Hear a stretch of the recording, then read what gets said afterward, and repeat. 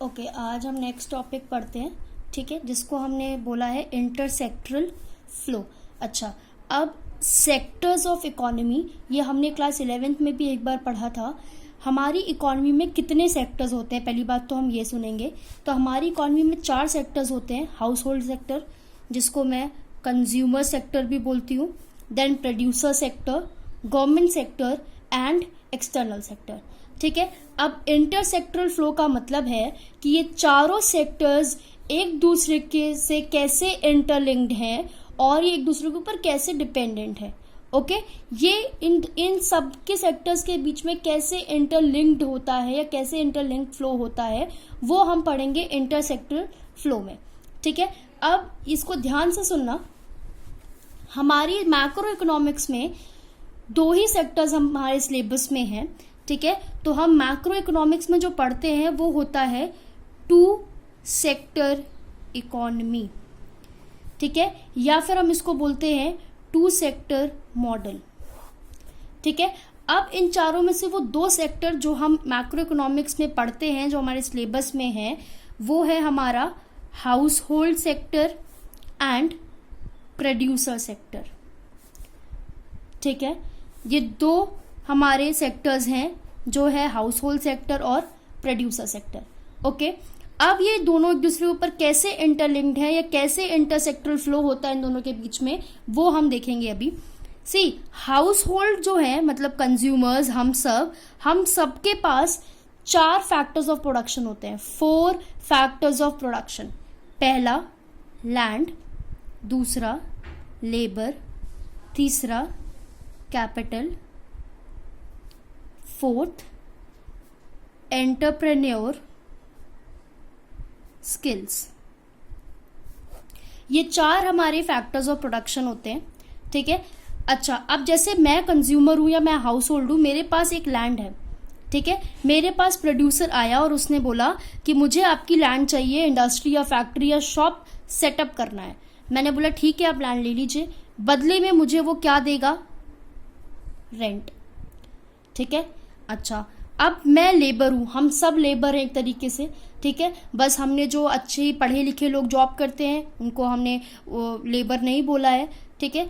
बाकी लेबर वाला काम तो सभी कर रहे हैं, सभी काम कर रहे हैं, ठीक है, सभी कुछ ना कुछ प्रोडक्शन कर ही रहे हैं, ठीक है। अब मैं लेबर हूं, ठीक है। मैं स्कूल जाती हूँ, स्कूल कौन है, प्रोड्यूसर, वो क्या प्रोड्यूस करता है, एजुकेशन प्रोड्यूस करता है, ठीक है। मैं स्कूल जाती हूँ, इनको सर्विस देती हूँ, ठीक है। मेरे को बदले में ये क्या देते हैं, वेजेस या सैलरी, क्लियर। उसके बाद कैपिटल पे आते हैं। मेरे पास कैपिटल है, ठीक है, मेरे पास एक्सेस कैपिटल है, पैसा है, कैपिटल है, मैंने वो कैपिटल इन्वेस्ट किया, ठीक है। मैंने वो कैपिटल इन्वेस्ट किया, कहाँ इन्वेस्ट किया, प्रोड्यूसर के पास, किसी कंपनी में शेयर्स खरीद लिए, कुछ भी खरीद लिया, अगर मेरे पास कैपिटल था मैंने इन्वेस्ट कर दिया, ठीक है। या मेरे पास अगर फॉर एग्जांपल मशीनरी थी, कैपिटल मेरी मशीनरी भी हो सकती है, मेरे पास अगर मशीनरी थी तो वो मशीनरी भी मैंने कहाँ इन्वेस्ट कर दी, प्रोड्यूसर को दे दी मैंने, ठीक है। प्रोड्यूसर को देने का मतलब मैंने इन्वेस्ट किया, मतलब मैंने अपना सामान या अपना पैसा कहीं पर लगाया, ठीक है। अब बदले में मुझे उसके क्या मिलेगा, इंटरेस्ट, क्या मिलेगा, इंटरेस्ट। नेक्स्ट आते हैं एंटरप्रेन्योर स्किल्स पे। एंटरप्रेन्योर स्किल्स मतलब कोई प्रोड्यूसर है, इसकी एक फैक्ट्री है, एक फैक्ट्री है, ठीक है। इस फैक्ट्री में ये शूज बनाता है, क्या बनाता है, शूज बनाता है, ठीक है। इसने बोला कि मेरे पास ये फैक्ट्री है, मैं शूज बना रहा हूं, ठीक है। आपके पास स्किल्स है या आपके पास, हर किसी के पास बिजनेस स्किल्स नहीं होती, ठीक है, आपके पास स्किल्स है, आप अपनी दुकान में मेरे शूज बेच दीजिए। मैं बोला ठीक है, तो मैं इनकी फैक्ट्री से शूज लेके आती हूँ, अपने शॉप पे बेचती हूँ, क्योंकि मैं एक एंटरप्रेन्योर हूँ। एंटरप्रेन्योर मतलब बिजनेस पर्सन होता है, ठीक है। और मुझे बदले में क्या मिलता है, प्रॉफिट। जितना सामान बिक गया वो सारा का सारा प्रॉफिट मेरा, ठीक है। अच्छा, अब ये जरा देखना, हाउस होल्ड जो है वो प्रोड्यूसर को ये 4 फैक्टर्स ऑफ प्रोडक्शन दे रहे हैं, ठीक है, दे रहे हैं फैक्टर्स ऑफ प्रोडक्शन। बदले में प्रोड्यूसर से हाउस होल्ड को भी कुछ ना कुछ मिल रहा है, ये आपने देख लिया, ठीक है। अच्छा, अब हम इसको जरा डायग्राम के थ्रू या फ्लो डायग्राम के थ्रू समझते हैं। इधर देखिएगा, ये हुआ हाउस होल्ड सेक्टर, ये हुआ प्रोड्यूसर सेक्टर। ठीक है, अच्छा ओके। अब देखो इधर, हाउस होल्ड ने प्रोड्यूसर को क्या दिया, फैक्टर्स ऑफ प्रोडक्शन। क्या दिया, फैक्टर्स ऑफ प्रोडक्शन, जिसको मैं फैक्टर सर्विसेज भी बोलती हूँ। बात वही होगी, ठीक है, फैक्टर सर्विस दे रही हूँ या फैक्टर्स ऑफ प्रोडक्शन दे रही हूँ। ठीक है, क्लियर हुआ। अच्छा, अब देखते हैं, बदले में मुझे प्रोड्यूसर्स ने कुछ पे किया था, ठीक है, ये सब चीजें पे करी। ठीक है, इसको मैं क्या बोलती हूँ, इनकम हुई ना मेरी, क्योंकि मैं अगर लैंड दे रही हूँ तो मुझे रेंट मिल रहा है, रेंट मेरे लिए क्या है, इनकम है। अगर मैं अपना सर्विस दे रही हूँ या काम कर रही हूँ जाके प्रोड्यूसर के पास, तो मुझे वेजेस है, सैलरी मिल रही है, वो भी मेरी इनकम है। ठीक है, तो फैक्टर्स ऑफ प्रोडक्शन या फैक्टर सर्विस देने के बदले में प्रोड्यूसर ने हाउस होल्ड को कुछ दिया, उसको पता है मैं क्या बोलती हूँ, उसको मैं बोलती हूँ फैक्टर इनकम। क्या बोलती हूँ, फैक्टर इनकम। ठीक है, अब ध्यान से सुनना, दो सेक्टर दोबारा एक बार गो थ्रू करते हैं। मैंने बोला आज हम पढ़ रहे हैं इंटरसेक्टरल फ्लो। इंटरसेक्टरल फ्लो का मतलब है हमारी इकोनॉमी में जो सेक्टर्स हैं उनके बीच में कैसे इंटरलिंक्ड फ्लो होता है, या कैसे वो एक दूसरे से इंटरलिंक्ड हैं। ठीक है, इंटरलिंक्ड है, और कैसे उन सबके बीच में फ्लो होती हैं चीजें, कैसे वर्क करती हैं उन सबके बीच में चीजें।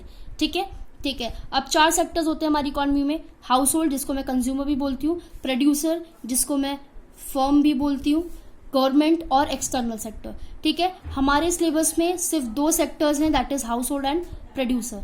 ठीक है, तो मतलब हम अपने मैक्रो इकोनॉमिक्स में टू सेक्टर इकोनॉमी पढ़ेंगे या टू सेक्टर मॉडल पढ़ेंगे। तो हमने पढ़ा हाउस होल्ड और प्रोड्यूसर के बारे में। ठीक है, ये हमारे सिलेबस में दो सेक्टर्स हैं, हाउस होल्ड और प्रोड्यूसर। मैंने बताया कि हाउस होल्ड के पास चार सेक्टर्स होते हैं, 4 फैक्टर्स ऑफ प्रोडक्शन होते हैं। वो किसको देते हैं, प्रोड्यूसर को, बदले में प्रोड्यूसर उनको कुछ ना कुछ इनकम देता है। ठीक है, अच्छा, अब ये मैंने इसको एज अ फ्लो डायग्राम बना के समझाया कि हाउस होल्ड है। ठीक है, हाउस होल्ड ने फैक्टर्स ऑफ प्रोडक्शन दिए प्रोड्यूसर को, और बदले में प्रोड्यूसर ने क्या दिया, फैक्टर इनकम दी। क्लियर हुआ चीजें। ठीक है, अब आगे बढ़ते हैं। देखो, अब फिर से जरा एक बार ये ड्रॉ कर ले हम।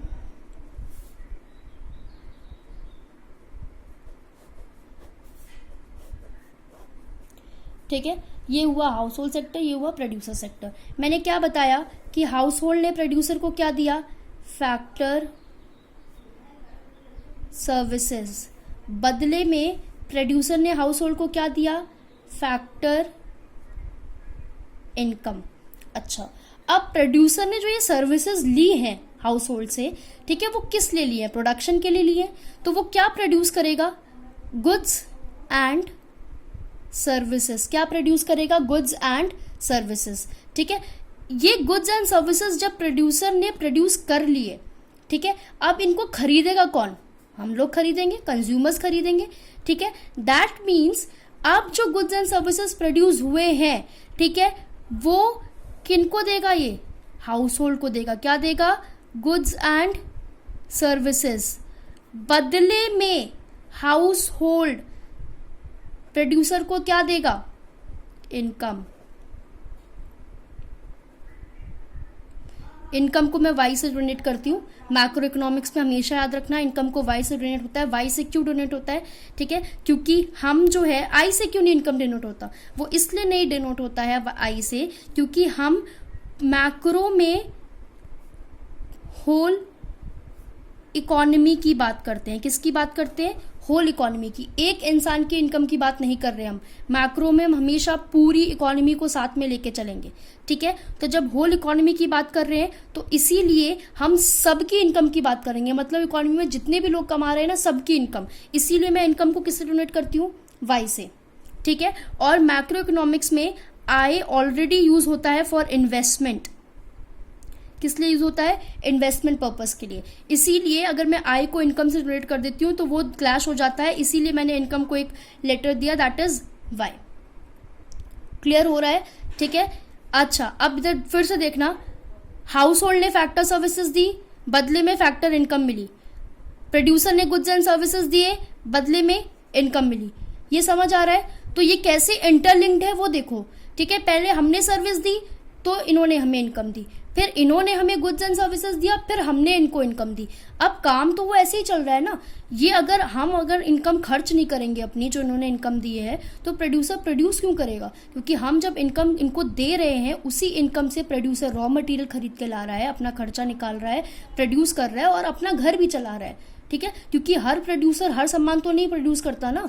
मान लो उसका कार का बिजनेस है, तो खाने पीने की चीजें तो खरीद के ही लाएगा, तो उसके लिए भी तो उसको पैसे चाहिए। वो पैसे हम दे रहे हैं, और हमारे खाने पीने के, हमारे कंजम्पशन के पैसे कौन दे रहा है? ये दे रहा है, ठीक है। तो ये इंटरलिंक्ड है, ठीक है। अच्छा, अब एक चीज ध्यान से देखना,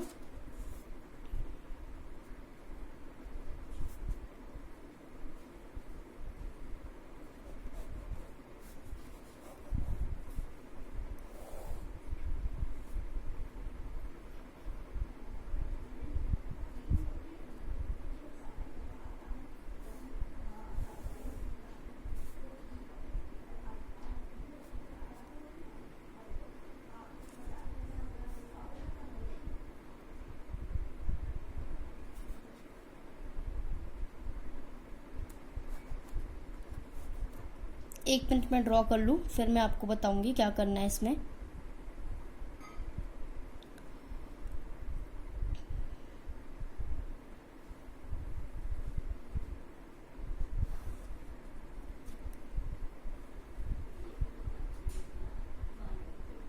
सी, मैंने एक और डायग्राम ड्रॉ किया है, ये आपको दो डायग्राम दिख रहे होंगे। देखो, इसमें हाउस होल्ड प्रोड्यूसर, इसमें हाउस होल्ड फैक्टर सर्विस दे रहा है, बदले में गुड्स एंड सर्विसेज मिल रहे हैं, ठीक है। अब देखो, यहाँ पर दो तरीके के फ्लो होते हैं हमारी इकोनॉमी में। एक होता है रियल फ्लो, एक होता है मनी फ्लो। ये दोनों फ्लो दोनों सेक्टर्स में हो रहे हैं। रियल फ्लो मतलब जहां पे गुड्स एंड सर्विसेज का फ्लो हो रहा है, ठीक है। यहाँ पर गुड्स एंड सर्विसेज का फ्लो हो रहा है, हम फैक्टर सर्विस दे रहे हैं, ये भी हमें गुड्स एंड सर्विसेज, यहाँ पे मॉनेटरी का कुछ भी फ्लो नहीं है। फिर वहां पर दूसरी जगह देखो, गुड्स एंड सर्विसेज के देने की वजह से मॉनेटरी का भी ट्रांजैक्शन हो रहा है। अब मॉनेटरी का जो इंटरलिंक्ड हो रहा है उसको हम क्या बोलेंगे? Money flow. जो गुड्स एंड सर्विसेज का इंटरलिंक्ड हो रहा है उसको हम क्या बोलेंगे? Real flow. दोबारा, जब हाउस होल्ड और प्रोड्यूसर के बीच में गुड्स एंड सर्विसेज का इंटरलिंक्ड हो, या गुड्स एंड सर्विसेज के बीच में उनका पूरा ट्रांजैक्शन चल रहा है, तो उसको हम क्या बोलेंगे? Real flow. जब उसमें मनी इन्वॉल्व हो जाता है, मॉनेटरी चीजें इन्वॉल्व हो जाती हैं, क्योंकि जब हम कोई भी इंसान सर्विस या गुड देगा तो वो फ्री में नहीं देगा, उसके बदले उसको इनकम चाहिए, ठीक है। तो जब भी यहाँ पे इनकम इन्वॉल्व हो जाए उसको हम क्या बोलेंगे? Money flow. Getting my point?